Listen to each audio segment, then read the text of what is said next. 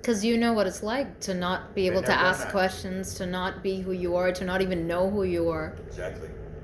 So it's important that I let these children at these groups that I feed now, as we're sitting around the table chopping it up, something might question might pop up. And I'll say, hey, I got something for you for that, and I can relate with that.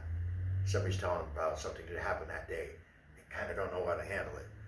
So in my little way, I'm helping too. And then after they eat, they go to class and Dream Beyond Bars. They do classes on how to, well, Dream Beyond Bars, how to stay out of jail, how to fix yourself if you've been in jail, how to repair yourself, how to be part of the community. So And then most of the youth that you work with, they have been in prison before? Or some of the many of youth the youth? has, some haven't. Some are out of school. So H4J, Homies for Justice, uh, some of the little brothers and sisters that are in high school, no, they've never done time. But maybe somebody in their family has been impacted, so they're impacted too. You understand what I'm saying? Or maybe so impacted families. And then another thing I do too is impacted families. So we have gatherings for for instance, Mario Gonzalez in Alameda. We just had a gathering last 2 Saturdays ago. I fed his family in Alameda where the police killed Mario, right in front of the South Shore Shopping Center. So I go out and I cook a nice big meal and I go out and feed them as they're having the gathering. And songs, we had Aztec dancers come and dance and pray for them, for their family that are here, and lift up Mario's spirit to his mom and his sisters and brothers. It's really important that we keep this going. Um, she's fighting the case still. They reopened it, and we're looking. Two of the cops that were involved have got the charges dropped, but the main cop that killed him, he's going to face some time. He's facing murder. Um, I also help other families throughout the Bay Area that are impacted through police violence, and the reason why, and it touches home for me, because my daughter died from police violence. We lost the case. All four families lost the case 10 years ago. But it's really important that we hold up other families. It helps me too, and it kind of might sound kind of weird, but it does help me heal, to be able to help other families heal, to show them what I've been through, what I'm going through, to let them know that there's some sunlight out there. There's still sunlight out there for you.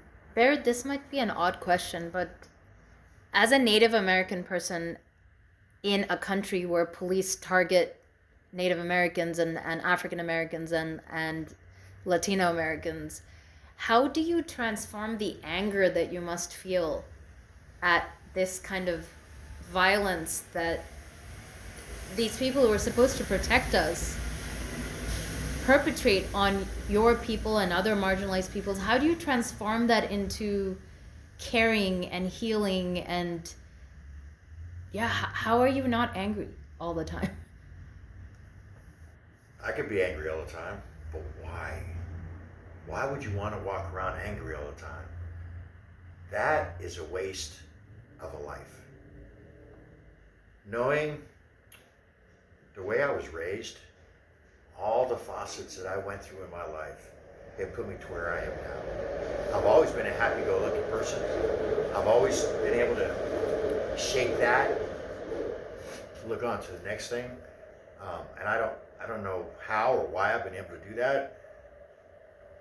I kind of got an idea. My daddy, he passed away in '89. No, he passed away in '86, right? '85 or '86, right when I went to prison. And I honestly feel that I was guided through prison from my dad. I had spirits watching over me, and I really believe in that. And so, knowing that and knowing just the way I was raised, the sun is always shining somewhere. I've always had that in my mind, even in the darkest places I've been. When you think, oh my God, I'll never get out of here. But you have to always look beyond that, because feeling poor, feeling petty, poor me, that ain't going to get you nowhere in life. And it doesn't help people around you. And to be able to heal, that's a strength. to be able to feed the people. That's power. And it's uplifting other people through your food. And that makes me shine. That makes me know that, yeah, yes, the system sucks, man. You could bitch all day long and my fucking record and just the way the government's running right now, how it's ruining people's lives. But we look beyond that to hold up the people that it's ruining their lives.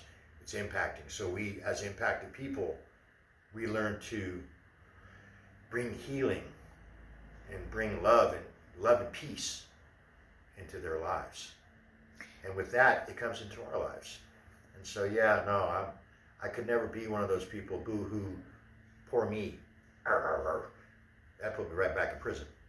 And maybe through your ceremonies, like through the sweat lodges, you connect yourself to something so much larger and so much that transcends time and space, that maybe you feel connected to something that's beyond these petty, pleas.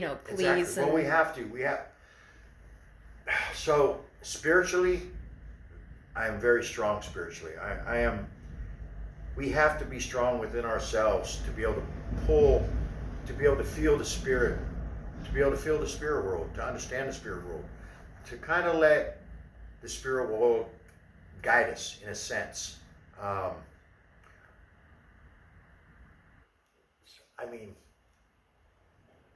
In the position I'm in right now, being able to feed the people in the way that I'm doing it, we're reaching out to 1,200 plus families every month. How can you not feel love behind that? How can you not feel satisfaction of life behind that? How can you not just want to wake up every day and do it again? It's, for me, it's, I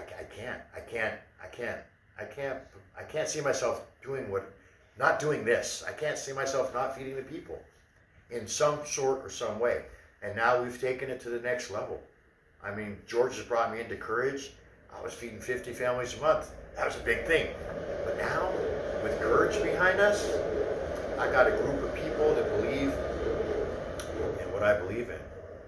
And it's bigger than that now. Now we have a community that believes in what I believe in. And that's sustaining the community with food. The way that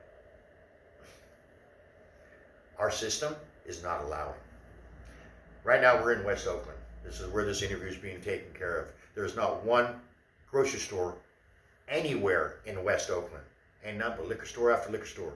Yeah, you can buy produce. It's 10 days old out of a liquor store. I run a food pantry out of this place every Tuesday, and we bring fresh produce. A huge van load full of fresh produce, and set up 3 8-foot tables every Tuesday. And we have 100 plus people line up to get our fresh produce. What's left over, we deliver to the encampments. To the homeless encampments. That's right. To make sure it's taken care of. Or next door, we'll take what's left and they'll hand out for the rest of the day. People just keep coming by. So we're really touching the people and healing the people through food and through love and peace. Our conversation brings love and peace. And all my volunteers that are from here, we're all on the same page. I do have a knack for picking volunteers. I've been doing this for a while. So when you meet people that really want to help, not just to get groceries, but really want to help, you see it. And the way they ask, it's in their heart. And that's when you're volunteering, and you get to volunteer too. And it's just spreading the love. And then they bring their brothers or sisters or their daughters or sons because they get this feeling. They want to share it. So I get it. I've had one of the volunteers bring their mom. Now it's like, oh, I'm digging this. And their mom's my age, and they're just like, she was like, oh my, this is amazing. I need to get out more. And I was like, that right there. You're welcome anytime. Thank you. It's important that we shine and that we keep keep the goodness of our heart shining for the people and for ourselves.